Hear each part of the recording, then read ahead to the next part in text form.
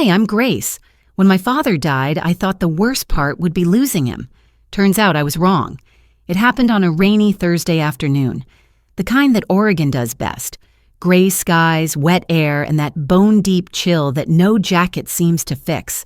I'd spent the last 6 days at St. Margaret's Hospital, sitting beside Dad's bed as machines beeped and hissed, counting down the moments I didn't want to let go of. He was barely conscious by the end. A man who once stood at the podium of our town hall, whose voice could hush a crowd of hundreds, now too weak to lift his hand. But that day, his last day, he reached for mine. "Gracie," he whispered, using the nickname he always saved for when no one else was around. "You were always my anchor." Then he pressed something into my palm, a tarnished brass pin, the old mayoral badge he used to wear when he first took office. The enamel was chipped, the edges dulled, but I knew what it meant to him. He looked at me just for a second like he was trying to say more, but then his eyes fluttered closed and didn't open again. The nurse came in not long after, a gentle hand on my shoulder, telling me things I don't remember. I stood there holding that badge like it was the last thing keeping me upright. My coat felt too thin, my breath too loud, the world too quiet. When I finally stepped into the hallway, the fluorescent lights buzzed above me like angry wasps. I leaned against the wall, trying to steady myself. That's when I heard it. 2 nurses stood near the vending machine, speaking in the kind of low tones people think are private, but never are. "He had another kid," one of them said, punching the buttons for a Diet Coke. "A son, not the one that was here earlier, someone else." "Another son?" the other whispered. "Does the family even know?" "I doubt it.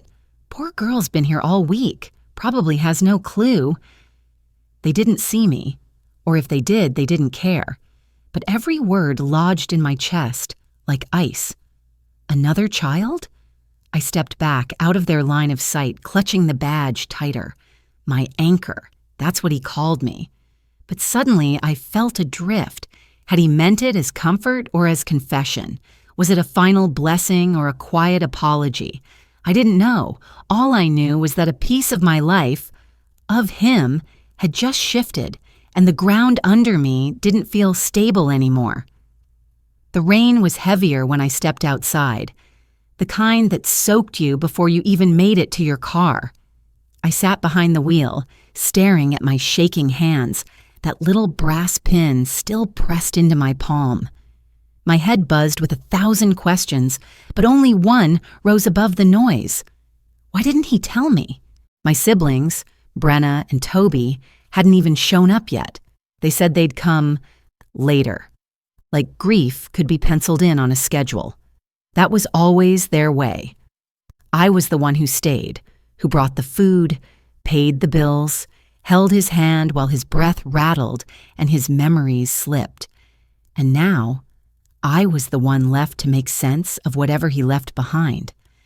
Back at my house, I couldn't sit still. I wandered room to room like a ghost, unsure what I was even looking for. The badge sat on the kitchen table, glinting faintly under the overhead light. I picked it up, turned it over, and there it was, on the back, in tiny letters barely visible anymore. For CW, I froze. CW, that wasn't me. My full name's Grace Eleanor Whitman. My siblings? Same initials, Toby Whitman, Brenna Whitman. CW didn't match any of us. Who was CW? The next morning, I drove to my father's house. It was quiet, too quiet. The kind of silence that only comes after death has made its final visit. Loretta, my stepmother, answered the door in one of her perfectly pressed robes, her hair already curled. She looked at me like I'd come to borrow sugar instead of bury a parent. "Oh, Grace," she said, voice smooth as ever, "you look exhausted." I didn't answer. I just stepped inside. The living room smelled like lemon polish and cold air. Boxes were already stacked by the door, each labeled in Loretta's perfect handwriting. Toby, office. Brenna, kitchenware. There wasn't one for me. Of course there wasn't. I made my way to Dad's study. The door creaked the way it always had, and the room smelled like cedar and old paper. His desk sat in the corner, polished, untouched. I moved to it without thinking, pulled the top drawer. Empty. The second? Also empty, except for a small envelope, cream-colored, thick, and sealed. My name wasn't on it, but someone else's was. Caleb. My heart stopped. I stared at it for a long time, like opening it might break something I couldn't put back together. Eventually, I slipped it into my coat pocket and left. Loretta didn't ask what I was taking. She probably didn't care, but I did. And I wasn't walking away this time. I didn't sleep that night. I tried, God knows I tried, but every time I closed my eyes, that envelope burned behind my eyelids like a warning. Caleb, a name I'd never heard spoken in our house, never written in a birthday card, never mentioned over a holiday dinner, and yet, here it was, tucked away in Dad's desk like a quiet truth he was too scared to say out loud. By sunrise, I was already in the kitchen, pacing with a mug of coffee I wasn't even drinking. The house was still dark except for the glow from the range hood and the weak morning light slipping in through the blinds. I laid the envelope on the table, just staring at it. The name was written in Dad's handwriting. There was no mistaking that. Sharp angles, tight script, the kind he used when signing official documents as mayor or writing me notes before school. I ran my fingers along the seal. For a moment, I just sat there, scared of what was inside, scared of what it would mean. But I wasn't a child anymore. I wasn't going to let fear define me. Not again. I opened it. Inside was a photograph. It was old, creased at the edges, slightly faded but clear enough. A boy, maybe 18 or 19, standing in front of a rust-colored truck with a pine forest in the background. He looked nothing like Toby, nothing like Brenna. But the eyes. Those eyes were unmistakable. Dad's eyes, deep-set, thoughtful, haunted, and scribbled on the back of the photo, Caleb Wren, Pine Hill, June 1997. My breath caught. Wren, C.W. It wasn't just a coincidence. He was the C.W. on the back of the badge, the anchor Dad had whispered about, the other child the nurses had spoken of. I leaned back in my chair, the world tilting sideways. Dad had a son he never told us about, a son he kept secret for decades. But why? And more importantly, where was Caleb now? I drove back to Dad's house later that day. Loretta was gone, probably at her Tuesday morning salon appointment, or whatever it was rich, grieving widows did when they didn't actually grieve. I let myself in with the spare key Dad had hidden under the potted fern. Some things never change. The house was still eerily silent. The labeled boxes were now stacked higher, almost like a moving company had been through. Dad had been gone less than 72 hours, and already the place looked stripped. I went back to his study. This time, I searched with purpose. Every drawer, every shelf. I flipped through books on law and politics, tapped along the baseboards. I didn't know what I was looking for exactly, another letter, maybe, or a photo, but I knew there had to be more. And I found it. Tucked inside an old field guide on Oregon birds of all places was a slim leather journal, the kind Dad always kept but never let us read. His handwriting danced across every page, meeting notes, reflections, even pressed leaves from walks I vaguely remembered taking with him as a child. Then I found it. April 3rd, 1997. Met with Loretta about Caleb. She's furious I want to bring him back into my life. Says it would complicate everything. But how can I just pretend he doesn't exist? I was there when he was born. I held him. That doesn't just vanish. April 3rd. The photo said June. This wasn't some distant regret. He had tried. He had wrestled with it. But something, or someone, stopped him. Loretta. Her name on the page felt like a cold hand on the back of my neck. She knew. She always knew. And she made sure we didn't. I flipped to the back of the journal. Another entry, undated, scrawled hastily. The badge should have gone to him. But Grace, she kept me grounded when I lost my way. Maybe it's her turn now. I had to sit down. I'd spent my life being the peacemaker, the listener, the one who stayed behind to care for him when the others moved on. And all this time, I thought it was because I was the youngest, the nice one, the safe choice. But now it felt like something else. Like he gave me pieces of himself not because I asked, but because he needed someone to hold them, someone who wouldn't bury them under expensive rugs or lock them behind polished smiles. I tucked the journal into my bag and left before Loretta could return. Back home, I sat at my dining table with the photo, the envelope, and the journal spread out like puzzle pieces that almost fit, but not quite. The clock ticked loudly in the background, and I kept glancing at the photograph. Pine Hill. I didn't know anyone by that name. It wasn't in our town, but it sounded familiar, like something I'd heard in passing years ago and forgot to remember. I pulled out my laptop and searched. Pine Hill, Oregon. There were 3 results. 2 were trails. One was a rural farming area just north of Crater Lake. Population, 341. Mostly orchards and old cabins. I stared at the screen. My gut said that was it. I grabbed my coat. It was a long drive, over 3 hours through winding mountain roads and mist-covered hills, the kind of drive you only take when something inside you demands it. By late afternoon, I was pulling into a gravel road flanked by pine trees. A rust-colored mailbox sat at the end, weather-worn but standing. The name on it was faded, but just visible. C. Wren. My breath hitched. I parked, walked to the front porch of a small A-frame cabin. There were wind chimes made of old spoons, stacks of chopped wood, a dog bowl by the steps. I knocked. At first, nothing. Then I heard the sound of boots on wood.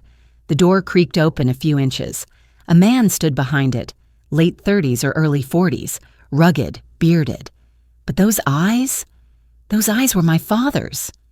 He didn't speak, just looked at me, cautiously. I hesitated. Are you Caleb?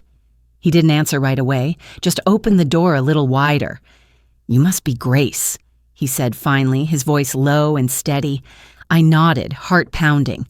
I found the letter, the photo, the journal. He looked down, jaw tightening. I figured you look like him more than the others. You know about Toby and Brenna? He nodded. Saw them once. Didn't speak. Loretta made it clear I wasn't welcome. I swallowed hard. Why didn't Dad ever tell us? He leaned against the doorway, folding his arms. Because he was afraid, and because Loretta gave him a choice, me or the life she built with him. And he chose her. Caleb didn't answer. He didn't have to. The silence between us stretched.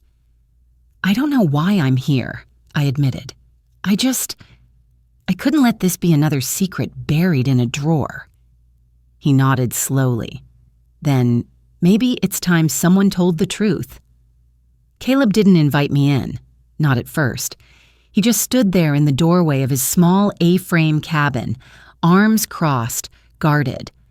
The late afternoon sun filtered through the trees behind me, casting long shadows across the porch, but he didn't move to break the silence, so I did. I don't expect anything from you, I said quietly. Not answers, not forgiveness. I just needed to know you were real. He studied me for a moment, his face unreadable. Then with a soft sigh, he stepped back. You'd better come in before the dog starts barking, he muttered. I followed him inside. The cabin was simple. Wood-paneled walls, a worn leather couch, books stacked in uneven towers. A fire crackled gently in the small stone hearth. It smelled like pine and smoke and something faintly sweet, like cinnamon or old cedar. Caleb motioned toward the couch. I sat, careful, like I didn't want to disturb the stillness of the room. He poured 2 cups of coffee from an old percolator, handed me one without a word, then sat across from me in a low armchair. We sipped in silence for a while. Then he said, You're braver than the others. I blinked. You've met them? Not really, but I've seen them, from a distance. Years ago at a town event. Toby was talking to the local council. Brenna was handing out campaign buttons for your father." He paused. "They looked like they belonged." The way he said it, flat, quiet, but full of something raw, made my chest tighten. "You didn't," I said. He gave a small shake of his head. "Number I never have." I looked down at the mug in my hands. "How long did you know about me?" "I've always known," he said. "Your father told me about you when I was 15. He said he'd had another child, a daughter this time. Said you reminded him of his mother." I glanced up. "He never told me about you. Not once." "I'm not surprised," Caleb muttered. "Loretta made sure of that." "What happened?" I asked. "Back then? Why did you disappear?" He leaned forward, setting his coffee on the floor. "My mother, Lena, met your dad in college. They dated for a while. She got pregnant.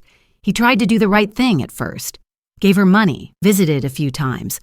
But once he met Loretta, everything changed. She didn't want me around. She forced him to cut ties?" Caleb snorted. "Not at first. She played the long game. Said things like, 'It's too confusing for the family,' or 'We need stability.' But eventually she got tired of pretending. She showed up one day with a check, $25,000. Told my mom it was a gift. But we both knew what it meant. Take the money and disappear." He nodded, and we did. The air in the room grew heavier. My throat burned. "I'm so sorry," I whispered. He looked at me sharply. "Why? You didn't do anything." "I was part of the life they chose instead," I said. "I didn't know it came at your cost." He sat back again, running a hand through his dark hair.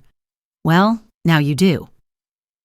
We sat for a long time without speaking, just the soft pop of the fire between us. Then I reached into my coat and pulled out the journal. "I found this in Dad's study," I said, handing it to him. Caleb took it hesitantly, flipping through the pages. "He wrote about you," I said. "Even near the end. He wanted to bring you back into his life." Caleb found the April 1997 entry. I watched his eyes move across the words, his expression shifting from disbelief to something sadder. "He thought about it," he murmured. He really did. And Loretta stopped him. He nodded slowly. "I always wondered if he regretted it." "He did," I said. "I saw it in how he looked at me those last days, like he was trying to tell me something but didn't have time." Caleb set the journal down and leaned forward again, elbows on his knees. "So what now?" he asked. "You found me. You know the truth. What do you want from me?" It was a fair question, and I didn't have an easy answer. "I want to understand what kind of man my father really was," I said. "Not the one from speeches or newspaper articles. The real one. The one who made mistakes and tried to fix them too late." He nodded once, like he respected that. "And I want to know you," I added, my voice quieter. Caleb looked surprised. "I don't have any siblings left," I said. "Toby and Brenna, whatever we were, it died with Dad. But you, I don't know. Maybe there's still something worth building." He looked away, jaw clenched. "You really think that's possible? After everything?" "I don't know," I said, "but I'm willing to find out." The fire crackled again. Caleb rubbed his hands together like he was trying to decide whether to believe me. Finally, he stood and walked over to a small drawer near the fireplace. He pulled out a thin, weathered envelope. "Your father sent this," he said, handing it to me. "A few weeks before he died. I never opened it." My heart skipped. Why not? Because I didn't know if I could forgive him. I looked down at the envelope. The handwriting was familiar, the same tight, sharp script. To Caleb. For when it matters, I didn't open it. Not yet. Instead, I looked at him. "Do you want to read it together?" He hesitated, then nodded. And in that moment, something shifted between us. Not forgiveness. Not yet.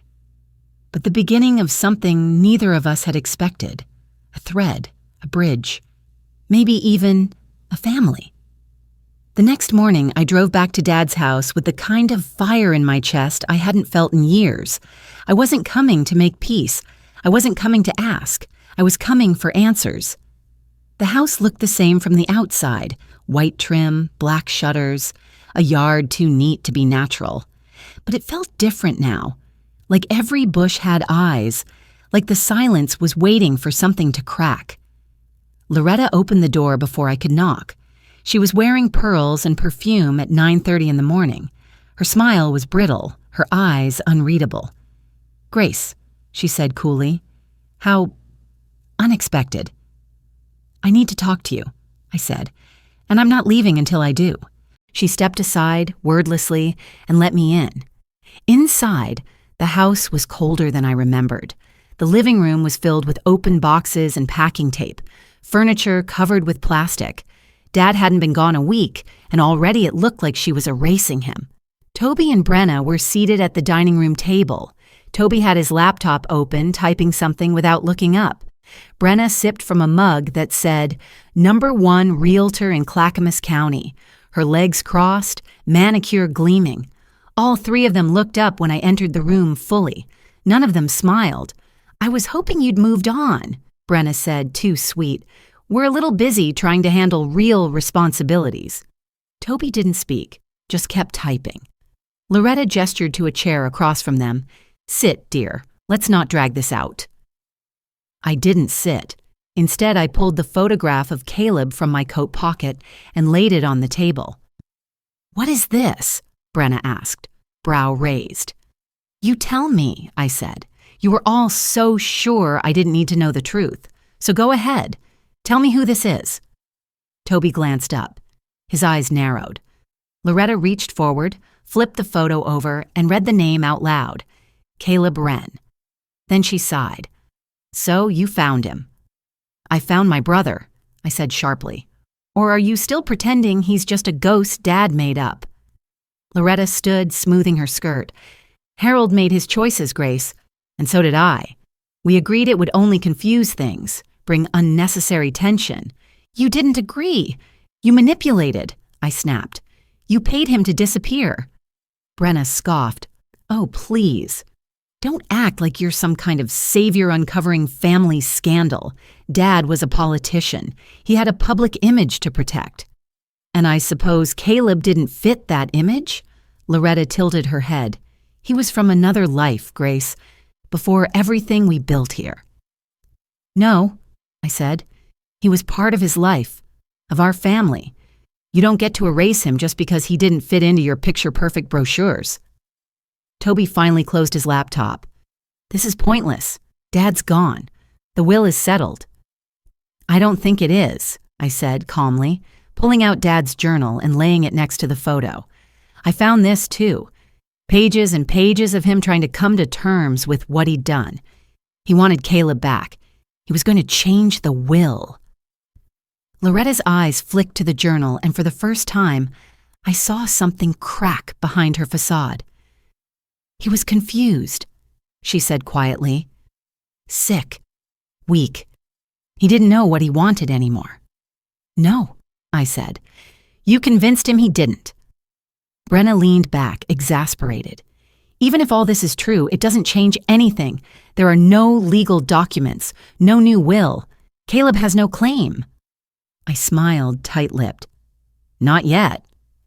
Loretta's voice dropped to a low, icy tone. "Be very careful, Grace. You're playing with fire." "No," I said, stepping closer. "I'm shining a light." The silence that followed was deafening. I gathered the photo and journal, turned, and walked toward the front door. None of them stopped me. None of them called out. It was like they were hoping I'd vanish, like I was a storm they could wait out. But I wasn't going anywhere. Back home, I sat on the couch, heart pounding, Caleb's unopened letter still in my coat pocket. I pulled it out, turning it in my hands again and again. Finally, I called him. He picked up on the second ring. "You okay?" he asked. His voice was low, steady. "No," I admitted, "but I'm not done either." There was a pause. "They know you found me, don't they?" "They've known for a long time," I said. "They just hoped I never would." Want company? I hesitated. Then, yeah, I really do. We met the next morning at a small diner off the interstate, one of those places where the waitresses call you honey and the coffee tastes like it's been reheated 4 times. But somehow, it's exactly what you need. Caleb slid into the booth across from me, looking like he hadn't slept either. I handed him the letter. You should be the one to open it, I said. He looked down at it, thumb brushing the edge. I'm not sure I can. You don't have to do it alone. He nodded slowly, then peeled back the seal. Inside was a single sheet of paper, folded in thirds. His eyes moved across the words, and I watched something shift in his face. Not pain, not quite relief either. Just something heavy, finally settling into place. When he finished, he handed it to me. It read, Caleb, I was a coward. I should have fought harder for you, but I let other people make me believe that silence was mercy, that protecting one child meant abandoning another. I was wrong. I kept your photo in my desk all these years. Every time I saw your eyes, I remembered the boy I left behind. Grace reminds me of you. Maybe that's why I gave her the badge. Maybe that's why I told her more than I ever told the others. I know this letter won't fix anything, but if she's reading it with you, then maybe you've already started to fix it yourselves. I'm sorry, and I hope, in some small way, this means something. Dad. I stared at the page for a long time. Then I looked up at Caleb. He wanted us to find each other, I said. Caleb nodded, his jaw clenched. But Loretta and the others, I started. Don't get to bury this, he finished. No, I agreed. They don't. We sat there in silence again, but this time it didn't feel heavy. It felt like something shared. Like maybe we were no longer carrying this weight alone. I sipped my coffee and stared out the window. Ready to do something about it? I asked. Caleb raised an eyebrow. You mean legally? Eventually. But first, I said, we start with the records. Dad's will, any property transfers, trust documents. If Loretta changed anything before he died, we'll find it. He nodded slowly. Okay. I smiled, not because it was going to be easy, not because I felt strong, but because I wasn't alone anymore. The Pine County Records Office smelled like dust and old carpet. It was the kind of place where time moved slower, where secrets weren't buried deep. They were filed alphabetically and forgotten. Caleb and I stood at the front desk, waiting for the clerk to return with the documents we'd requested. Property transfers, wills, trusts, anything connected to our father, Harold Whitman.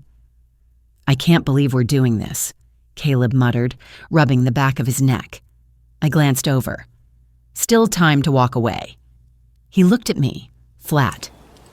You walked through Loretta's front door with a photo of me. I'm not the one who flinched. Fair enough. The clerk returned, a woman in her 60s with a name tag that read Marilyn, and handed us a manila folder thick with paper. Everything filed under Harold Whitman in the last 5 years, she said. Y'all can use the desk in the corner, just don't remove anything from the building. Thanks, Marilyn, I said, and she smiled like I'd just offered her pie. We settled at a metal table by the window, afternoon light slanting across the worn surface. I opened the folder and started flipping through. Most of it was routine. Water bills, minor permit requests, some updates to the fire codes for the family's rental property. Then I found it, a trust document dated 3 weeks before Dad passed away. My stomach dropped. Here, I said, sliding the paper toward Caleb. Look at the signature. He leaned in. Harold Whitman, that's Dad's handwriting. Is it? He paused. Then, no. It's close, but not quite. I nodded. I've been looking at his handwriting since I was 6. That's not his. I scanned the rest of the page. The document moved ownership of the family's main property, the one with the cabin, the workshop, and 10 acres of land, into a trust solely controlled by Loretta Whitman. Caleb exhaled hard. She got him to sign it when he was medicated. Or she forged it. There was a moment of silence as we absorbed what that meant. Caleb's jaw clenched. "She knew exactly what she was doing," he said, "and she did it fast." "She didn't just hide you," I murmured. "She cleared the board before the game ended." We spent the next hour combing through more documents. We found another trust, this time for the house in town, also transferred to Loretta's name, and a third one, a savings account, emptied 2 days before Dad passed. "She was preparing," I said softly. Caleb leaned back in his chair, "or covering her tracks." I took out my phone and snapped photos of each document. Caleb did the same. Marilyn walked past and gave us a glance. "Find what you needed?" I smiled thinly. "And then some." Back in the car, we sat in silence for a moment, the weight of it all pressing down. I looked over at Caleb, who was staring out the windshield, his knuckles white around the steering wheel. "She didn't just cut you out," I said. "She cut me out too." He nodded slowly. "Because you didn't play her game." I never knew there was a game. "Well," he said, putting the car in gear, "you're in it now." Later that afternoon, we stopped at a small coffee shop on the edge of town, neutral ground somewhere between paperwork and war. We sat in a corner booth, folders spread between us like a battlefield map. "What's next?" Caleb asked. "We confront her," I said, "but not in private, not in her home, not where she can twist it." He looked at me, skeptical. "Where then?" I hesitated.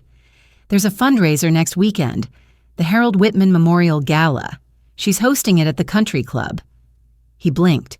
"She named it after him?" "It's a PR stunt. She wants to solidify her image as the grieving, noble widow, maybe even launch a run for town council." "Of course she does." "She'll be surrounded by donors, lawyers, board members. She can't scream or lie her way out of that room." Caleb raised an eyebrow. "You want to go public?" I nodded. "If we do it there, in front of everyone, she has no room to hide, no legal wiggle, no pity card." "And you think they'll believe us?" I pulled out the journal, the letter, and the trust documents. "I think they'll believe the facts." He stared at me, long and hard. Then he smirked. "You're more ruthless than you look." "I'm tired of being the quiet one." He nodded. "Okay, let's do it." That evening, back at my house, I spread all the evidence out on the kitchen table. Dad's original will, the property transfers, the letter to Caleb, the journal. I stared at them until the light outside dimmed and the house fell into a deep quiet. Then I picked up the phone and dialed Brenna. She answered on the second ring, her voice clipped. "What do you want, Grace?" "We need to talk." "I don't have time." "I know about the trusts," I said, cutting her off. "I know Dad didn't sign them willingly, and I know you and Toby went along with it." There was silence on the line. "Grace, I'm not calling to fight. I'm giving you a chance. One chance to come clean before we make this public." More silence. Then she said, "You're bluffing." "Come to the fundraiser," I said. "You'll see how serious I am." And I hung up. My hands were shaking. My pulse thudded in my ears. But for the first time in weeks, I didn't feel small. I felt ready. Later that night, Caleb called. "She'll come after us," he said. "You know that, right?" "She already has. She won't go down easy."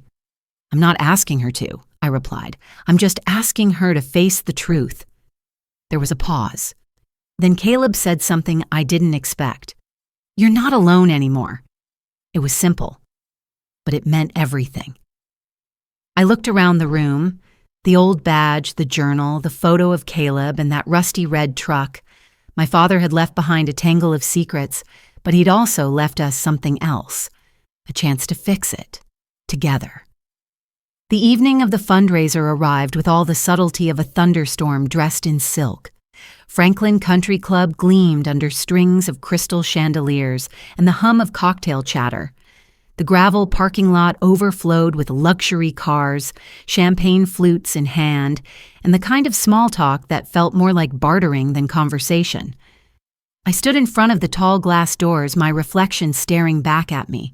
Simple black dress, shoulders squared, eyes sharp. Caleb stood beside me, jacket wrinkled, boots scuffed, looking every bit the outsider he was supposed to be. And that was the point. "I still think this is insane," he muttered under his breath. "Good," I replied. "Let's make it unforgettable."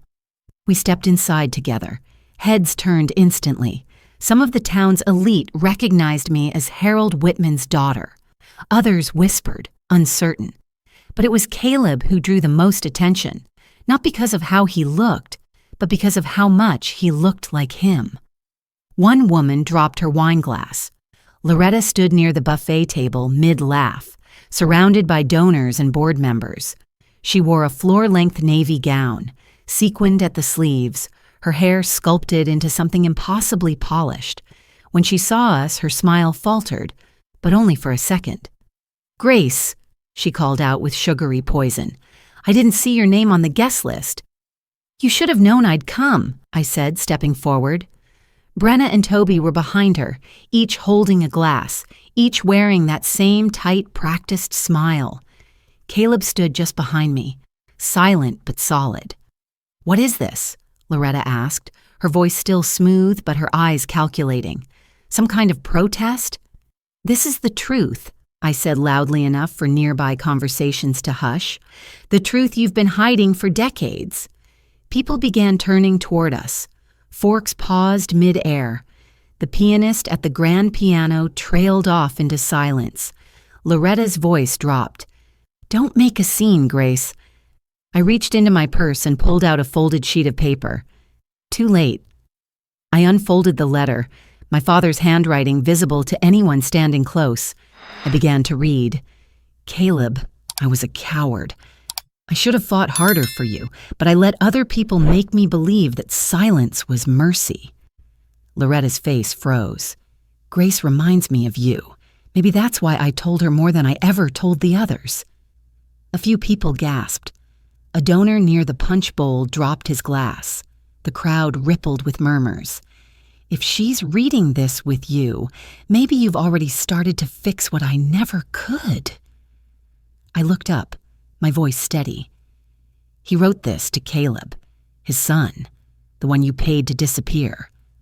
All eyes turned to Caleb now. He stepped forward slowly. "My name is Caleb Wren," he said clearly. "Harold Whitman was my father. I was born in 1979, 3 years before he married Loretta. He tried to come back into my life. She made sure he didn't." Loretta let out a brittle laugh. "This is ridiculous. Delusions of a grieving girl and a man looking for attention." Caleb pulled another document from his pocket, one of the trust papers we'd found. "Then explain this," he said, handing it to a city councilman in the front row. "Property moved into Loretta's sole trust 3 weeks before Harold died, while he was medicated. No lawyer present, no notary, and a signature that doesn't match." The man examined it, frowning. "That's suspicious." "I've had it reviewed by a handwriting analyst," Caleb added. "They say it's a forgery." Gasps, shuffling, chairs scraping the floor. Brenna stepped forward, red in the face. "You don't know what you're talking about." "Oh, I do," I cut in. "Because I was there when he died. I was there when he tried to tell me the truth." Loretta's voice rose. "You're just jealous. You were always the child who needed attention, always poking around in things you didn't understand." "No," I said firmly. "I was the one who stayed.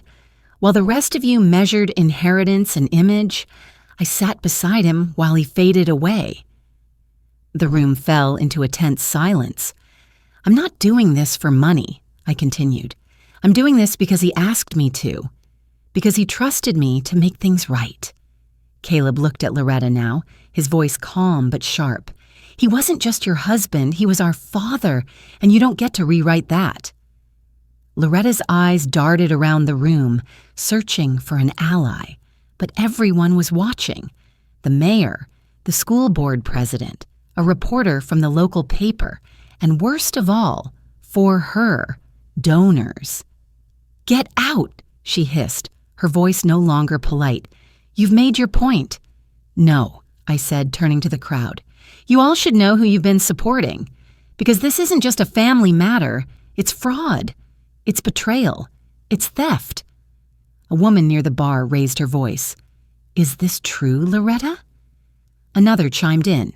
You altered the will? You kept a child hidden? Loretta's face turned pale, then red, then pale again. Toby put a hand on her arm, trying to guide her away, but she yanked it free. This is slander, she yelled. We built this legacy. Caleb's voice was quiet. Number you stole it. We didn't wait for her reply. Caleb and I walked out, the sounds of chaos swelling behind us. Questions, protests, accusations. I didn't look back. Outside, the night air was cool and quiet. For a moment, neither of us spoke. Then Caleb exhaled, long and low. Well, that was dramatic. I laughed, really laughed for the first time in weeks. Think we burned it down? He asked. No, I said, glancing back at the glowing building. I think we just lit the first match. He nodded. She's going to come after us. I hope she does. We climbed into his truck, the door creaking like always. The letter from our father rested between us, folded neatly now, like something sacred. You okay? He asked. No, I said honestly, but I think I will be. He looked over at me and smiled just barely. We did it, I whispered. We told the truth. Caleb turned the key in the ignition. Now let's see what they do with it. 3 weeks after the fundraiser, Loretta quietly withdrew her candidacy for city council. The Clackamas Ledger called it a strategic retreat amid troubling allegations. The article didn't say much, but in a town like ours, truth doesn't need a headline. It travels in sideways glances, clipped conversations, and the ever-reliable, "Did you hear?" whispered over diner coffee. Caleb and I didn't give interviews. We didn't need to. Loretta's silence said more than any press release ever could. A week later, we got a call from her lawyer. They wanted to settle. An amicable resolution, he said, to avoid further legal action and unwanted publicity. I smiled. Now they care about appearances.